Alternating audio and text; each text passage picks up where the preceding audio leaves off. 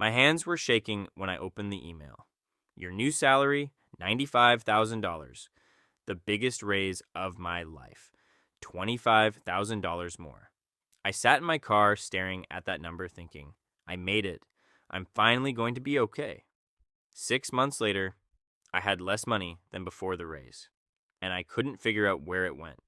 You're about to see the exact trap that's keeping you broke, no matter how much you earn. And once you see it, you can't unsee it.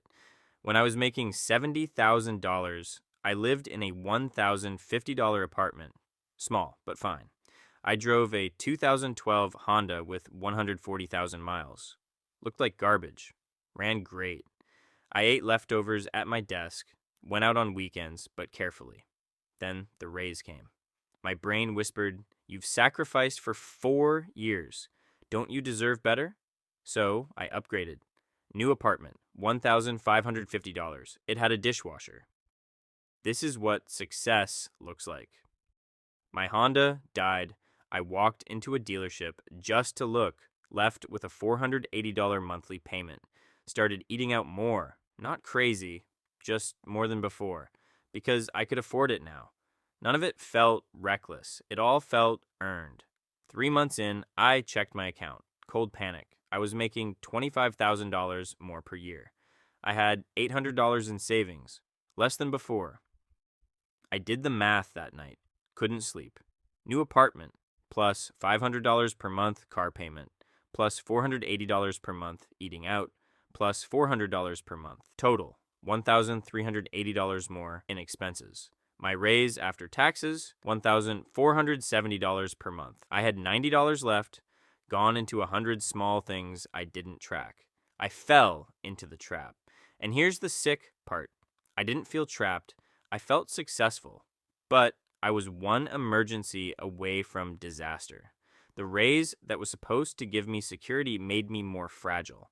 That $1,380 per month I spent on upgrades, if I'd invested it instead, 10 years, $283,000, 20 years. Over $1 million, I traded $1 million for an apartment I stopped noticing after 2 weeks. I'm not special. This is everyone. My friend makes $160,000, triple what I make. She's stressed about money constantly. $3,200 apartment, 2 car payments, private school, expensive vacations. Because we deserve it. She's in the same trap because the trap isn't the salary, it's the gap. You can make $200,000 and be trapped if you spend $195,000. You can make $65,000 and be free if you spend $42,000. The gap is where freedom lives, and every force in the economy wants to close that gap. You get a raise, rent goes up, cars cost more. Everything costs more. The system swallows your raise before you benefit. And psychologically, you justify it. I work 50 hours a week. I deserve a nice place. I need a reliable car. What's the point of money if I can't enjoy life? Every thought is valid. Every thought leads deeper into the trap. Let me ask you something. If you lost your job tomorrow, how long could you survive? 1 month? 2? 3? If it's less than 6 months, you're not financially secure. You're financially dependent. You need that job. You can't say no. You can't take risks. You can't leave. That's not freedom. That's a nice cage. I lived there for 3 years. Then I got laid off. Restructuring. 2 weeks notice. $800 in my bank account. Making $95,000 a year. Couldn't survive 2 weeks.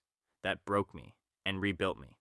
Next job, I made an insane decision. I lived like I never got the raise.